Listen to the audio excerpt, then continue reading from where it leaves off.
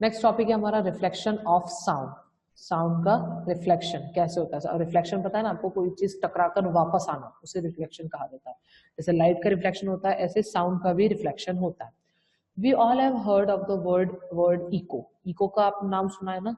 Eco मतलब कि आवाज गूंजती है, हमारी आवाज हमें वापस सुनाई देती है। The reflection of sound waves when some part of the sound energy reflects or bounce back when they hit a solid wall is called echo। जैसे आप कहीं जाते हैं, घूमने ट्रैवल करने जाते हैं ना, तो वहां पर मोस्टली इको पॉइंट्स होते हैं, ठीक है। वहां जाके आप अपना नाम पुकारते हैं ना, तो वापस हमें हमारा नाम सुनाई देता है। तो वो क्या होता है? रिफ्लेक्शन ऑफ साउंड वेव होता है। मतलब साउंड वेव्स एक सॉलिड से टकरा कर वापस हमारी तरफ आती, तो उसे क्या कहा जाता है? इको कहा जाता है। The rest of the sound energy is absorb by the wall. और जो एनर्जी जितनी रिफ्लेक्ट हो जाती है, ठीक है, बाकी क्या करता है? वो वॉल या जो सॉलिड सब्सटेंस है वही उसे अब्सॉर्ब कर लेता है। Soft material objects such as teddy bear reflect very little sound, whereas hard objects such as solid brick reflects most of the sound। अब टेडी बियर अगर है सॉफ्ट मटेरियल तो वो ज्यादा रिफ्लेक्ट नहीं करता, वो ज्यादा अब्सॉर्ब कर लेता है। और सॉलिड अगर ब्रिक है तो वो ज्यादा रिफ्लेक्ट करती है, अब्सॉर्ब कम करती है, ठीक है। तो ये था आपका रिफ्लेक्शन ऑफ साउंड। नेक्स्ट है understanding the reflection of sound waves is very important to build concert hall and auditoriums. आपको अगर आप बाद में इंजीनियरिंग करते हैं या कुछ भी करते हैं जहां पर आपको कंस्ट्रक्शन का काम होता है, तो आपको बहुत जरूरत है कि आप रिफ्लेक्शन ऑफ साउंड के बारे में आपको पता हो। तभी तो ऑडिटोरियम्स और हॉल, जो हॉल्स होते हैं, कॉन्सर्ट हॉल्स होते हैं, वो बहुत अलग शेप में बने होते हैं ताकि हर इंसान को आवाज जाए, जितने बैठे हैं सबको आवाज आना चाहिए, ठीक है। Large auditoriums have reflective surfaces placed at the back of the stage to direct the sound to the audience। अब बहुत सारे जो बड़े बड़े ऑडिटोरियम्स होते हैं, इतना बड़ा ऑडिटोरियम हमारे यहाँ है भी नहीं, बहुत बड़े बड़े ऑडिटोरियम में क्या होता है, एक रिफ्लेक्टिव सरफेस बनाया जाता है, कहाँ पर? स्टेज के पीछे, ताकि साउंड जो है वो ऑडियंस तक डायरेक्टली पहुंच जाए। They also have reflective ceilings, और उनकी सीलिंग्स होती है, मतलब जो ऊपर डेकोरेशन के टाइप में जो लगाते हैं वो भी क्या होती है? रिफ्लेक्टिव होती है, मतलब वो वापस बाउंस बैक करती है। The curved roof of a concert hall and curved reflecting surface reflect sound over a large area of the auditorium। देखो अब यहाँ पे ये मुड़ा हुआ है ना, ये पूरा ऑडिटोरियम है, यहाँ पे कर्व्ड है, यहाँ पर भी आपको थोड़ा सा कर्व नजर आ रहा है। तो ये कर्व इसलिए दिया जाता है ताकि ज्यादा से ज्यादा साउंड जो है वो रिफ्लेक्ट हो, क्योंकि कर्व्ड एरिया में साउंड ज्यादा रिफ्लेक्ट होता है as compare to the flat area, ठीक है। रिफ्लेक्ट वहां पर भी होता है बट कर्व्ड एरिया में ज्यादा रिफ्लेक्ट होता है, ठीक है। तो ये था आपका echo. Next is characteristics of sound. Sound के क्या क्या कैरेक्टरिस्टिक्स हैं? फर्स्ट है sound travels in the form of waves. Waves के फॉर्म में वो ट्रैवल करती है, मतलब ऐसे ऐसे ऐसे, ठीक है, वो सीधी लाइन में नहीं जाती। Sound is characterised by its loudness, pitch and quality. Sound को किसके बेसिस पर किया जाता है कैरेक्टराइज? लाउडनेस, पिच और क्वालिटी, ठीक है। Waves are also categorised by three basic quantities: amplitude, frequency and speed. Waves को कैसे देखा जाता है? एम्पलीट्यूड, फ्रीक्वेंसी और स्पीड से, और साउंड को देखा जाता है लाउडनेस, पिच और क्वालिटी से। Let us understand how the characteristics of waves are related to the loudness and pitch of sound। ठीक है, जैसे एम्पलीट्यूड और लाउडनेस कैसे एक दूसरे से कनेक्टेड है, क्या इनका रिलेशन है? The term amplitude is represented by the distance of the maximum displacement of the particle of the medium from its mean position। amplitude क्या होता है? डिस्टेंस बताता है ये किसका? मैक्सिमम डिस्टेंस, सबसे बड़ा डिस्टेंस। डिस्प्लेसमेंट, डिस्प्लेसमेंट तो होता है शॉर्टेस्ट डिस्टेंस ट्रैवल, ठीक है। तो वो मैक्सिमम डिस्प्लेसमेंट बताता है एक पार्टिकल का जो कि एक मीडियम पर एक मीन पोजिशन पर है, ठीक है। एक मीडियम पर एक मीन पोजिशन है, उसके मैक्सिमम डिस्प्लेसमेंट को क्या बताते हैं? उसे कहा जाता है amplitude, okay. Loudness of sound is related to the amplitude of the sound wave. जो लाउडनेस है साउंड की वो किससे रिलेटेड है? एम्पलीट्यूड से रिलेटेड है। किसके? साउंड वेव्स की एम्पलीट्यूड से related. The more the amplitude the louder is the sound. जितना ज्यादा एम्पलीट्यूड होगा उतना ज्यादा तेज साउंड होगा। When we strike the string of a guitar lightly, we produce a sound। जब भी हम हल्का सा अगर स्ट्रिंग को घुमाते हैं, गिटार की स्ट्रिंग को हल्का सा हिलाते हैं, तो एक थोड़ा सा साउंड प्रोड्यूस होता है। If the same guitar string is struck with a greater amplitude, the loudness of the sound heard increases. अगर आप उसको एम्पलीफायर के साथ जोड़ देते हैं गिटार को, तो आप हल्की सी स्ट्रिंग पे करेंगे तो बहुत तेज सुनाई देगी। क्यों सुनाई देगी? क्योंकि एम्पलीट्यूड बढ़ चुका है, ठीक है, वेव्स जो है वो बढ़ चुकी हैं और लाउडनेस भी क्या हो गई है? इंक्रीज हो गई। इसीलिए माइक्स में या डीजे आप बुलवाते हैं ना, तो उसमें एम्पलीफायर वो लगाते हैं ताकि ज्यादा से ज्यादा साउंड वेव्स जो है वो इंक्रीज हो, एम्पलीट्यूड बढ़े और ज्यादा लोग उसको सुन लें, ठीक है। तो ये हो गया amplitude and loudness. Next is frequency and pitch. The number of oscillations made by a vibrating body in 1 second is defined as frequency. Number of oscillations, oscillation पता है ना आपको? complete path, एक complete for to go movement, एक complete movement होना। जैसे कि अगर पेंडुलम का आप सबसे अच्छा एग्जांपल होता है, पेंडुलम अगर है तो जैसे कि ये पेंसिल है, ठीक है, ये पेंसिल इधर गई और इधर गई, फिर वापस इधर आई, तो ये क्या बना? एक कंप्लीट ऑसिलेशन, ठीक है। इसे क्या कहा जाता है? कंप्लीट ऑसिलेशन, मीन पोजीशन पर फिर से आना। तो एक complete oscillation, number of oscillation in 1 second, एक सेकेंड में कितने ऑसिलेशन लिए हैं किसने? साउंड ने, उसे क्या कहा जाता है? फ्रीक्वेंसी कहा जाता है। वाइब्रेटिंग बॉडी में, ठीक है, वाइब्रेटिंग बॉडी में कितने ऑसिलेशन हुए हैं उसे कहा जाता है frequency. Shrillness of the sound produced is determined by the frequency of the vibrating body. Shrillness होता है ना, मतलब हल्की सी भड़बड़ाहट की आवाज जो आती है, क्लियर वॉइस नहीं हो पाती, तो वो किस पर डिपेंड करती है? Frequency of the vibrating body, वो बॉडी किस फ्रीक्वेंसी से वाइब्रेट कर रही है। It is also explained with a term called pitch, और इसे किससे भी एक्सप्लेन किया जाता है? पिच से भी कहा जाता है।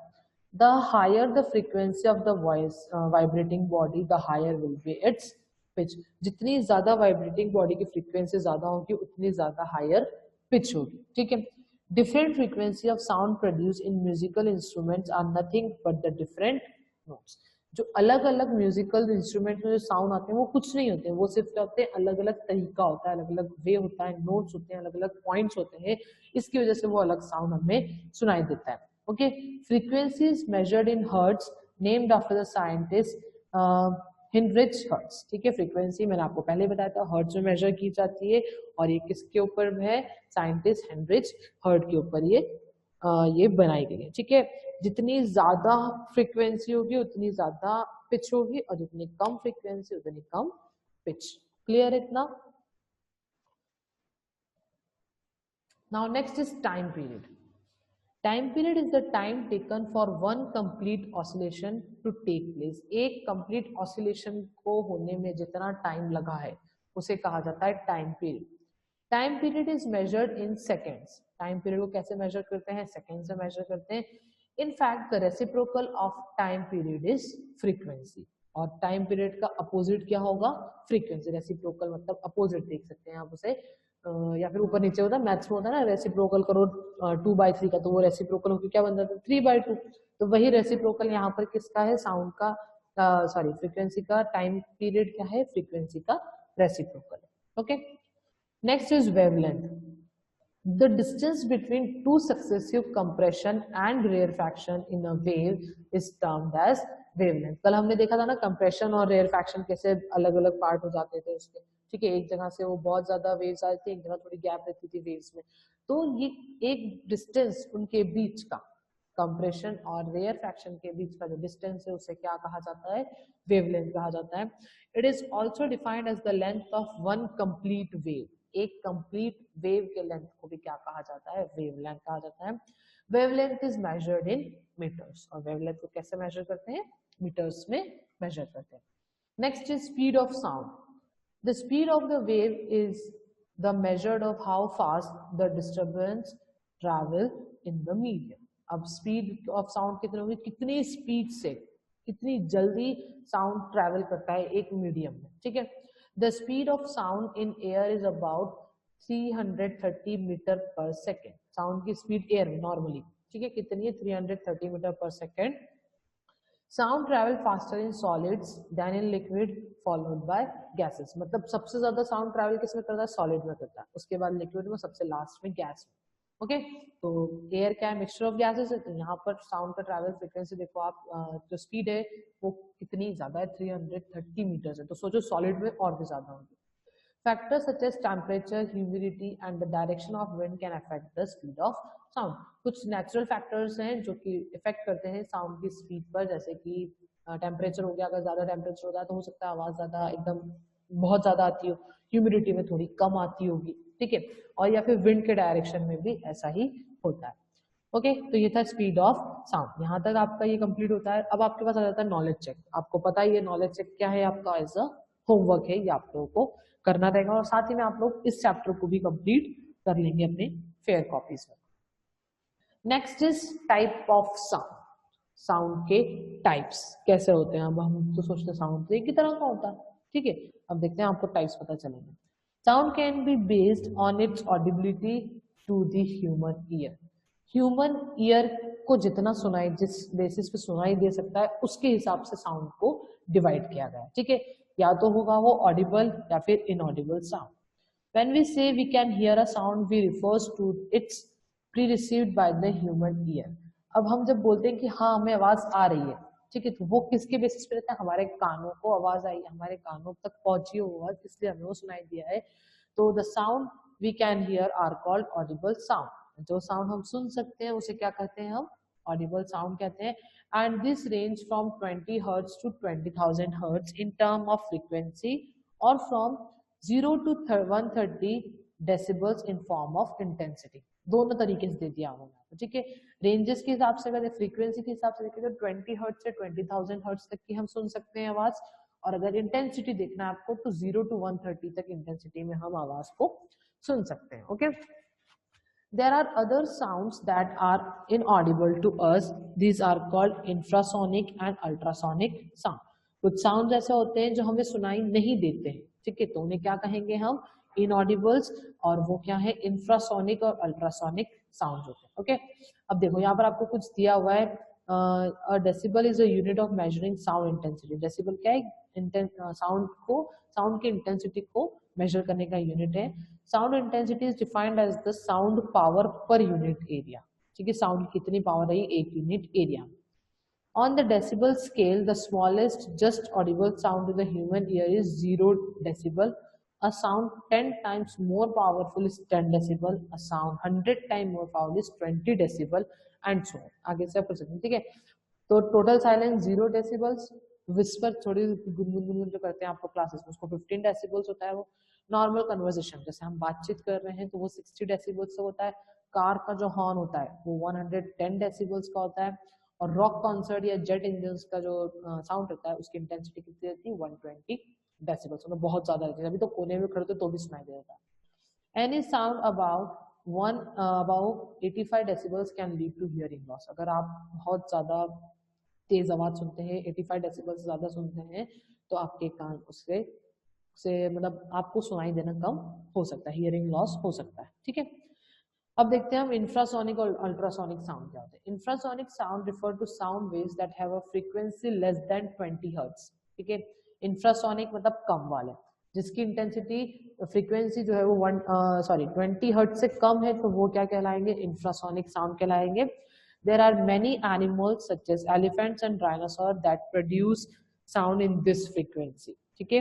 इंफ्रासोनिक साउंड में इस फ्रीक्वेंसी में वो आवाज निकालते हैं 20 हर्ट्ज, फ्रीक्वेंसी इसकी बहुत कम होती है।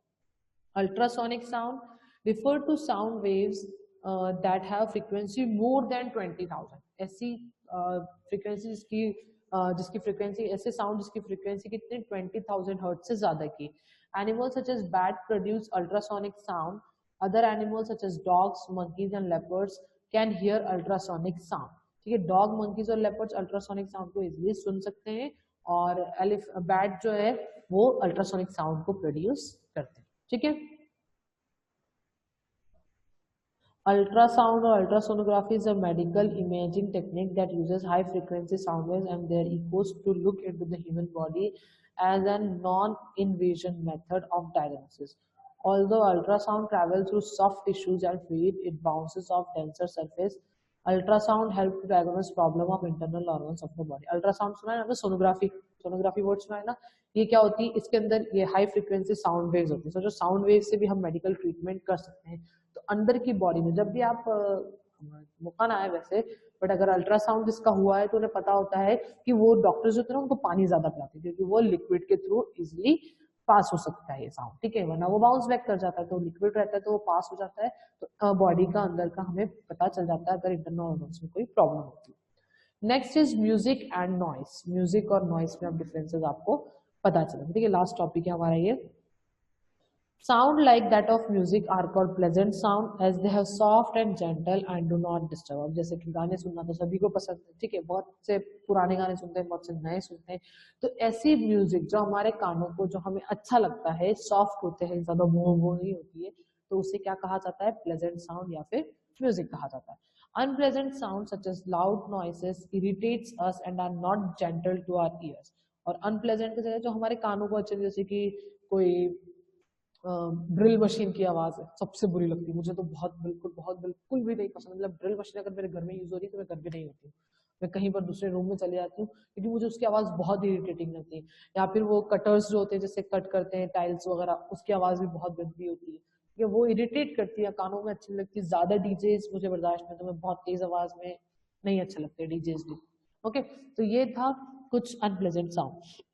Another difference is the pleasant sound are rhythmic sound, whereas noise is irregular and do not have any rhythm. अब वो हमें अच्छा क्यों लगता है क्योंकि उसमें रिदम होता है, कभी हाँ ठीक है एक स्पीड में चल रहा है, सॉफ्ट साउंड आ रहा है, पर इरेगुलर जो नॉइस होती है उसमें कभी भी ड्रिल मशीन चालू कर दी, कभी बंद कर दी, एकदम तेज कर दी, एकदम स्लो कर दी, तो उससे क्या होता है, वो हमारे कानों को अच्छा नहीं लगता, उसका रिदम नहीं होता है, स्पेसिफिक पाथ नहीं होता जिसके वो जा रहा होता, हम थोड़ा बर्दाश्त कर लें, इसलिए वो हमें पसंद नहीं आता।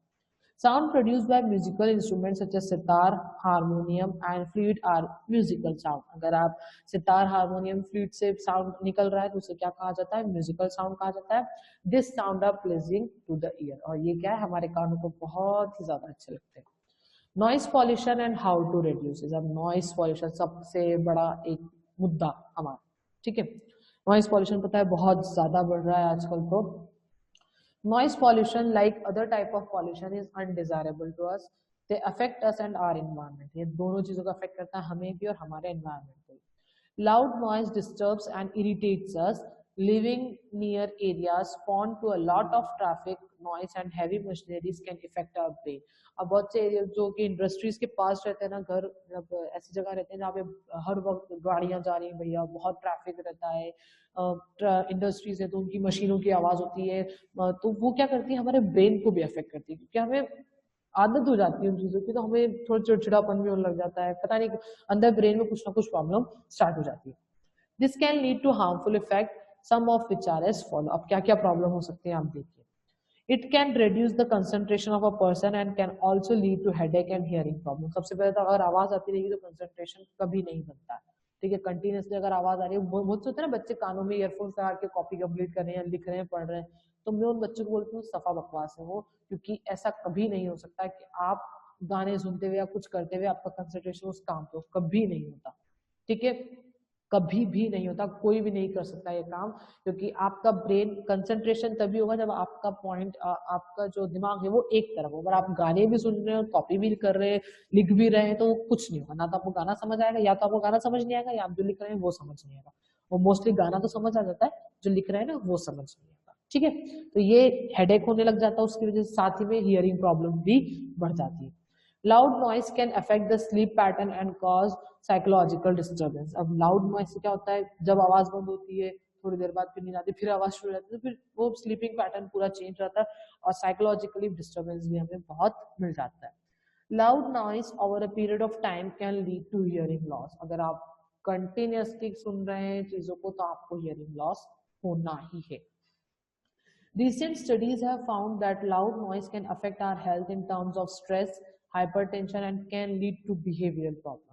अब लाउड नॉइज जो है अभी की स्टडीज में बताया है कि आपको उससे टेंशन हो सकती है, हाइपरटेंशन में बहुत ज्यादा स्ट्रेस हो सकता है, हर चीज के बारे में सोच सकते हैं आप, मतलब उस चीज के बारे में कंटिन्यू जो सुन रहे हैं उसको उसमें खो गए हैं पूरे, हाइपरटेंशन हो सकता है, बीपी हाई हो सकते हैं आपके, और बिहेवियर प्रॉब्लम भी बढ़ जाती है।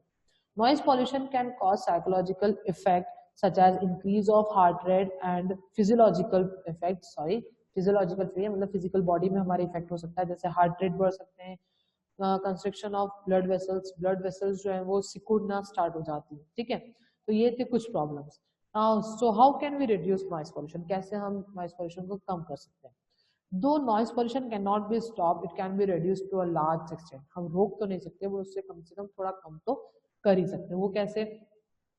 अवॉइड लाउड साउंड और लाउड म्यूजिक, कभी कभी ठीक है एक आध बार भी चला लिया है, ज्यादा नहीं, लाउड साउंड को हम कम कर दें। Turn off appliances such as TV and music system when not required, दिन भर टीवी चल रही है भैया तो बंद ही कर दो उसको, इलेक्ट्रिसिटी बचेगी, कानों को दिक्कत भी नहीं होगी। म्यूजिक सिस्टम सुबह उठते से म्यूजिक सिस्टम बहुत के शुरू हो जाते हैं तो वो भी आप बंद कर दें। Use of earplugs when near heavy machineries or any other high level sound can prevent damage to ear.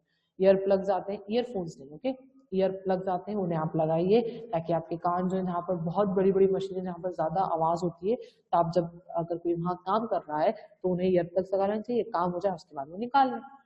Machines should be lubricated and enclosed in sound absorbing room to prevent noise pollution. Machines जो है उनको time to time तेल देते रहें, lubricate मतलब उनको oiling करते रहें ताकि अंदर का जो साउंड है वो ज्यादा ना हो और जो रूम हो वो साउंड को अब्सॉर्ब कर ले, तो उससे नॉइस पॉल्यूशन नहीं होगी। Plant more trees around as they absorb sound, plant ज्यादा से ज्यादा ट्रीज को आप ग्रो करें क्योंकि वो क्या करते हैं, साउंड को अब्सॉर्ब करते हैं। ट्रीज ग्रो करना कभी नुकसानदेह नहीं होता है, हमेशा फायदेमंद होता है, ठीक है। तो ये था हमारा पूरा चैप्टर, एक ओवरव्यू आपको चैप्टर का यहाँ पर दिया हुआ है, ये आप पढ़ लीजिएगा तो आपको इजिली समझ आ जाए, ठीक है। That's all for today.